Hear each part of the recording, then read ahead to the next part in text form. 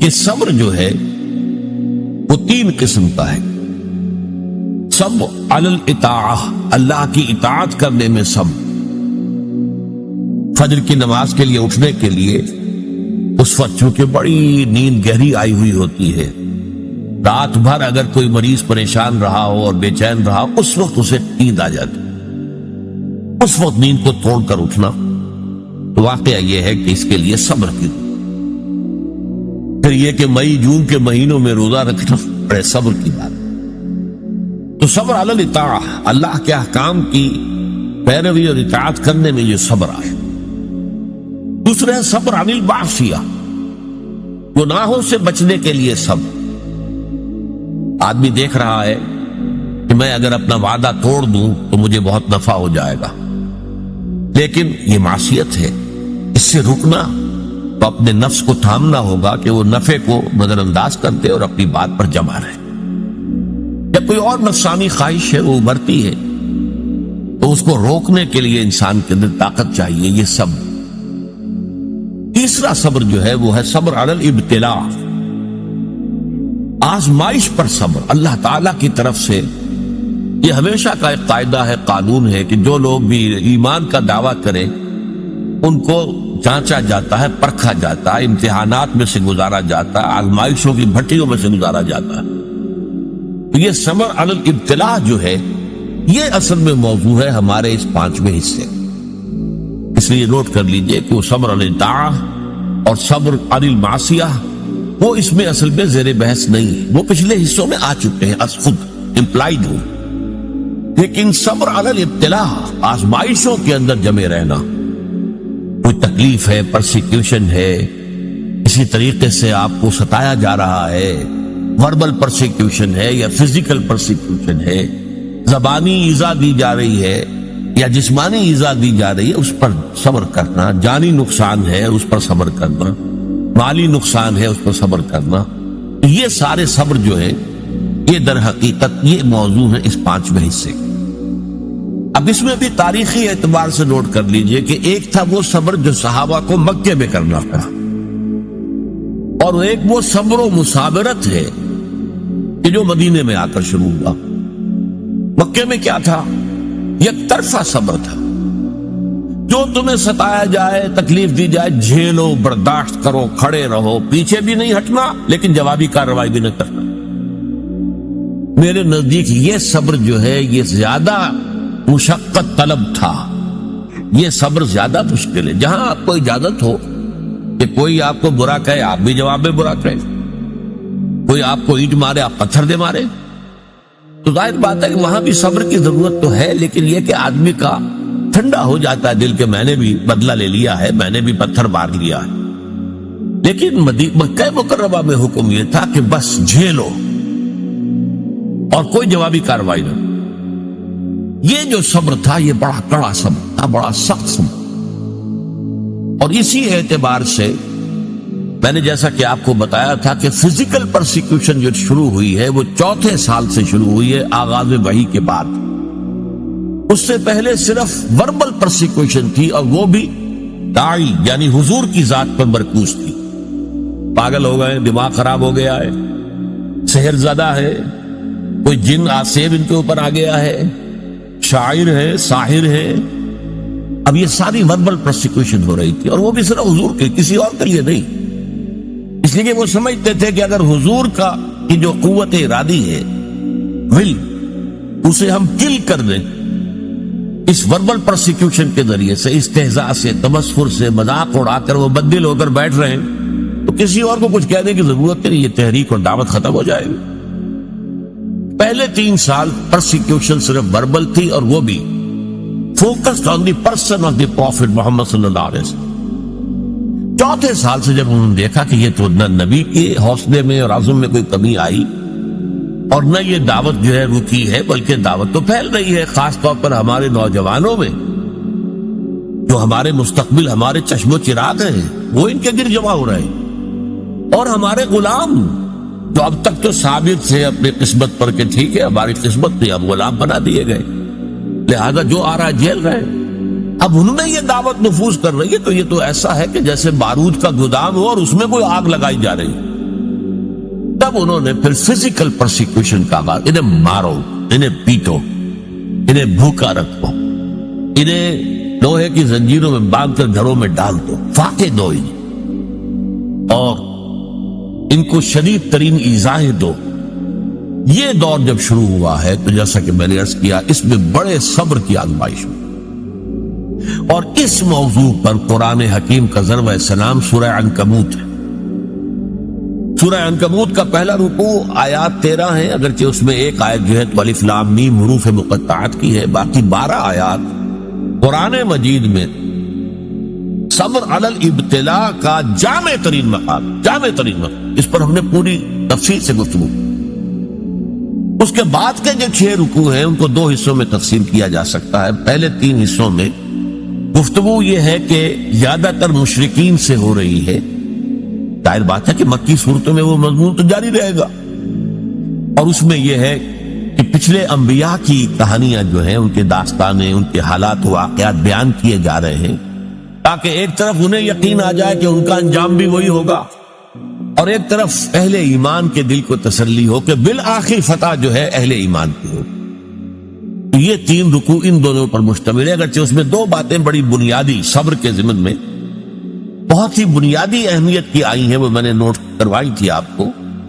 Number 1 یہ کہ یہ جو لوگ توحید کو چھوڑ کر کچھ تانے بانے بناتے ہیں اپنے عقائد اور اعمال کے، یہ ان کی مثال ایسی ہے کہ جیسے مکڑی بھی ایک جالا تن لیتی ہے، تانا بانا تو اس کا بھی ہے، جالا ہے، اس کا گھر ہے، تو ان کی مثال ہے کہ مثل العنکبوت اتخذت بیتا، وہ بھی ایک گھر بناتی ہے، وَإِنَّ أَوْهَنَ الْبُيُوتِ لَبَيْتُ الْعَنكَبُوتِ، حالانکہ معلوم ہے کہ تمام گھروں میں سب سے زیادہ کمزور گھر جو ہے وہ مکڑی کا گھر ہے۔ تو ان کے یہ تانے بانے بے بنیاد ہیں، غیر معقول ہیں، نہ فطرت میں بنیاد ہے نہ عقل میں بنیاد۔ ذرا سی آپ اس کا تجزیہ کریں گے تو معلوم ہو جائے گا کہ بے بنیاد ہے، بے اصل ہے، ان کی کوئی حیثیت ہی نہیں۔ اور دوسری مثال بہترین دی تھی، اور وہ یہ کہ حق کے منکشف ہونے کے باوجود جو لوگ باطل پر اڑے رہتے ہیں، ان میں بڑی تعداد ایسے لوگوں کی ہوتی ہے جو صرف اپنے تعلقات کی بنا پر وہیں پہ جمے رہتے۔ کیا کریں، اگر ہم بدل لیں گے بات تو ٹھیک ہے، لیکن ہم نئی بات قبول کریں گے تو اپنے خاندان والوں سے کٹ جائیں گے، اپنے رشتہ داروں سے کٹ جائیں گے۔ کوئی جماعت ہے اس میں ہم شریک ہیں، لیکن اتنے سال ہو گئے، ہمیں 50 برس ہو گئے، ہماری رشتہ داریاں اسی جماعت میں ہو گئی ہیں، ہمارے کاروباری اتحاد وہی ہے، اب اس جماعت کو چھوڑ کر ہم کیسے جو ہیں پنپے کے کیسے؟ اس لیے کہا گیا ہے کہ ان کی مثال کیا ہے، کہ ان کا معاملہ یہ ہے کہ مودۃ بینکم فی الحیات الدنیا، تم باطل پر اڑے ہوئے ہو صرف اپنی دنیاوی جو زندگی ہے اس کے محبتوں اور تعلقات کی وجہ سے۔ یہ نہیں ہے کہ تم اس پر مطمئن ہو، کنونسڈ ہو، حقیقت تم پر منکشف ہو چکی ہے، یہ بات صحیح نہیں ہے، ہم غلط راستے پر جا رہے ہیں، لیکن مودۃ بینکم فی الحیات الدنیا یہ چیز ہے جو تمہیں روکے ہوئی ہے، آپ اس کو چھوڑ نہیں سکتے۔ آخری 3 رکوع جو ہیں وہ میں نے عرض کیا تھا کہ یہ 3 رکوع در حقیقت اس میں 2 مضامین جو ہیں ان کو لپیٹ دیا گیا ہے، بٹ دیا گیا ہے۔ ان میں سے ایک مضمون ہے وہی اہل ایمان سے خطاب، کہ آزمائش کے وقت کیا چیزیں ہیں جو تمہیں قائم رکھیں گی، تمہیں طاقت کس سے حاصل، صبر کی بنیاد کن چیزوں پر قائم۔ تو اس میں ہم نے دیکھا کہ جو 21ویں پارے کی جو پہلی آیات ہے نہایت جامع تھی، ذکر کی اہمیت، اتل ما اوحی الیک من الکتاب واقم الصلاۃ ان الصلاۃ تنہی عن الفحشاء والمنکر ولذکر اللہ اکبر۔ پھر یہ بھی فرمایا گیا کہ اہل کتاب کے ساتھ جو ہے، ان کے ساتھ جو ہے مجادلہ کرو، لیکن بڑے اچھے اسلوب سے، مشترک بات تلاش کرو اور وہاں سے بات شروع۔ اس طرح کے کی ہدایات آ گئی۔ پھر یہ ہے کہ مشرکین سے بات شروع ہو گئی۔ اب جو یہ آخری حصہ ہے آیت نمبر 56 سے لے کر 69ویں آیت تک، اس میں بھی آپ دیکھیں گے پہلی 5 آیات نہایت اہم ہیں ان لوگوں سے خطاب کر کے جو ان مشکلات و مصائب کی بھٹیوں میں سے گزر رہے۔ ان میں سے بعض لوگ ایسے بھی تھے کہ جن کے صبر کا پیمانہ اب لبریز ہو رہا تھا، مزید ہمت اپنے اندر نہیں پاتے تھے اس پرسیکیوشن کو برداشت کرنے۔ ان کے لیے ایک راستہ کھول دیا گیا، اجازت دے دی گئی ہجرت.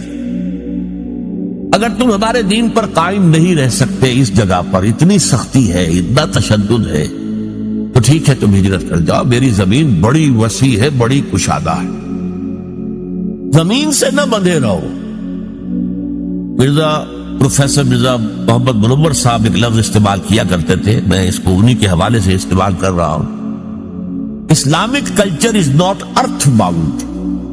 اسلامی تہذیب اور ثقافت جو ہے وہ زمین سے جڑی ہوئی نہیں ہے. ایک ہوتا زمین، بھارت ماتا، ہم سب بھارت کی اولاد ہے، نہیں، سنز آف دی سوئل. نو، ہمارا تعلق نظریات سے ہے، اللہ سے ہے، ایمان سے ہے. اس بنا پر ہماری ایک جمعیت ہے.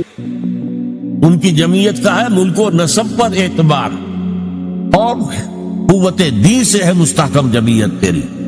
اس اعتبار سے مسلمان جو ہے وہ ارتھ باؤنڈ نہیں ہے. اگر ایک جگہ پر رہتے ہوئے تم دین پر نہیں چل سکتے، چھوڑو اس جگہ کو، دفع کر دو اسے، اور چلے کہیں اور چلے جاؤ. لیکن ساتھ ہی کچھ اور باتیں بھی کہہ دی گئی. تو یہ در حقیقت اور یہ موقع کیا تھا؟ اسی کے بعد ہجرت حبشہ ہوئی ہے کہ بہت سے لوگ جو ہے حضور کی اجازت سے وہ مکے کو چھوڑ کر اور حبشہ کی طرف چلے. لیکن یہ ہجرت صرف اس کے اندر صرف ایک چوائس دیا گیا تھا، ایک اجازت دی گئی تھی. یہ ہجرت واجب نہیں تھی. اس کے بعد جو ہوئی ہے 7 سال کے بعد ہجرت مدینے کی، وہ واجب تھی. وہ تو ایک یوں سمجھئے کہ جو ریولوشنری پروسیس تھا محمد رسول اللہ صلی اللہ علیہ وسلم کا، اس کی اہم کڑی ہے، اس کا ایک ٹرننگ پوائنٹ ہے، وہ واجب تھی. لیکن یہ ہجرت جو تھی، جس کو اب ہجرت حبشہ کہتے ہیں، سن 5 نبوی میں جو ہوئی ہے، یہ ہجرت تھی اجازت. جا سکتے ہو، اگر نہیں تم سے جھیلا جا رہا تو ٹھیک ہے، تم مکے کی زمین کو خیر بات کہو، کہیں اور چلے جاؤ. اور کہاں چلے جائیں، اس کی ہدایت حضور نے کر دی کہ حبشہ کا ملک ہے، زیادہ دور نہیں ہے حبشہ، درمیان میں صرف ریڈ سی ہے، پورا قلزم، بس اس کو کراس کرو. کشتیوں میں بیٹھے اس کو کراس کیا، حبشہ پہنچ گئے. تو یہ ہجرت حبشہ کی طرف اشارہ ہو رہا ہے. تو ارشاد ہوا یا عبادی الذین آمنوا، یہی بڑا پیارا انداز، اے میرے وہ بندو جو ایمان لائے. ایک بات میں نے اس سے پہلے کئی مرتبہ کہی ہے آپ سے کہ قرآن مجید میں یا ایھا الذین آمنوا، یہ جو طرز خطاب ہے یہ صرف مکی صورتوں میں، مدنی میں نہیں. جبکہ ایک امت کی شکل بن گئی تھی، تحویل قبلہ ہو گیا، معلوم ہوا کہ ایک نئی امت نئے مرکز کے گرد اب وجود میں آ گئی. لہذا وہاں یا ایھا الذین آمنوا، اور اس میں صرف صاحب ایمان نہیں، منافقین بھی شامل ہوتے. پورے قرآن میں کہیں منافقین کو نہیں کہا گیا یا ایھا الذین نافقوا، وہ بھی اپنے ایمان کے مدعی تھے، انہیں ایک مسلمان سمجھا جاتا تھا. اس لیے یا ایھا الذین آمنوا میں دونوں کور ہو جاتے. قرآن مجید میں مکی صورتوں میں یا ایھا الذین آمنوا کا لفظ صرف ایک صورت میں آیا ہے، اور وہ صورت ہے کہ جس کے بارے میں اختلاف ہے کہ وہ مکی ہے یا مدنی. وہ سورہ حج ہے. اس کے بارے میں یہ رائے بھی ہے کہ وہ مکی ہے، اور یہ رائے بھی ہے کہ مدنی. اور اس کی بعض آیات جو ہے جن سے محسوس ہوتا ہے کہ وہ مدنی ہے، وہ اصل میں میرے نزدیک برزخی آیات ہیں، نہ مکی نہ مدنی. یعنی حضور کے سفر ہجرت کے دوران نازل. مکہ آپ چھوڑ چکے، مدینہ ابھی پہنچے نہیں، دوران میں سفر جو آیات نازل ہوئی اس کو میں برزخی کہہ رہا ہوں. تو دنیا اور آخرت کی زندگی کے درمیان ایک مرحلہ ہے برزخی، ایسے ہی یہ مکی اور مدنی کے درمیان. پر اس کے علاوہ پوری مکی صورتوں کے اندر، ویسے وہ صورت بحیثیت مجموعی میرے نزدیک مکی ہے، لیکن اس کی وہ آیات جن کی بنا پر لوگوں نے یہ گمان کیا کہ مدنی ہے، وہ میرے نزدیک برزخی ہیں، یعنی مکی اور مدنی کے درمیان.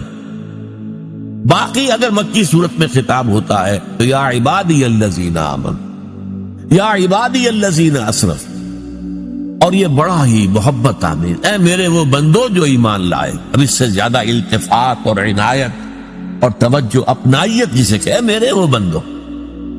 اسی کی ایک مثال آپ کو ملتی ہے سورہ زمر میں، قل یا عبادی الذین اسرفوا علی انفسہم لا تقنطوا من رحمت اللہ. اے نبی ان سے کہہ دیجیے اے میرے وہ بندو جنہوں نے اپنے اوپر ظلم کیا ہے، کوئی گناہ کمائے ہیں، کوئی معصیت کا ارتکاب کیا ہے، تو جان لو کہ تمہارا رب جو ہے وہ رحیم ہے، تواب ہے، وہ تو تمام گناہ معاف کر دے گا. لا تقنطوا، مایوس نہ ہو جائے گا اس کی رحمت سے. یا عبادی الذین اسرفوا لا تقنطوا من رحمت اللہ انہ یغفر الذنوب جميعا، سارے گناہ۔ حدیث میں آتا ہے کہ کوہ احد جتنے گناہ بھی ہو تو میں معاف کر دوں گا آنے واحد میں، توبہ کرو خلوص کے ساتھ، آنے واحد میں سب نسیہ منسیہ ہو جائیں گے جیسے کہ ان کا وجود آئی۔ وہی انداز ہے یا عبادی الذین آمنوا ان ارضی واسعۃ، دیکھو ہماری زمین بہت کشادہ، صرف مکہ ہی تو نہیں ہے رہنے کی جگہ، ارضی واسعۃ۔ ہاں عرب کے اندر جو ہے سارے علاقے وہ قریش کے تابع تھے، لہذا قریش کے مقابلے میں پناہ دینے والا کوئی قبیلہ نہیں، لہذا عرب کی سرزمین تو اپنی وسعت کے باوجود تنگ ہو چکی۔ البتہ عرب سے باہر پوری دنیا پڑی ہے، جاؤ، لیکن ڈٹے رہو، ایمان سے پیچھے نہ۔ ان ارضی واسعۃ فإیایا فاعبدون، بس میری ہی بندگی کرو، یہاں نہیں کر سکتے تو وہاں جا کر کرو۔ اس میں پھر حضور نے نشاندہی فرما دی صلی اللہ علیہ وسلم کہ جاؤ حبشہ میں چلے جاؤ، وہاں ایک بادشاہ ہے جو بڑا ہی انصاف پسند ہے، اس بادشاہ کے پاس نجاشی رحمت اللہ علیہ جو بعد میں ایمان بھی لے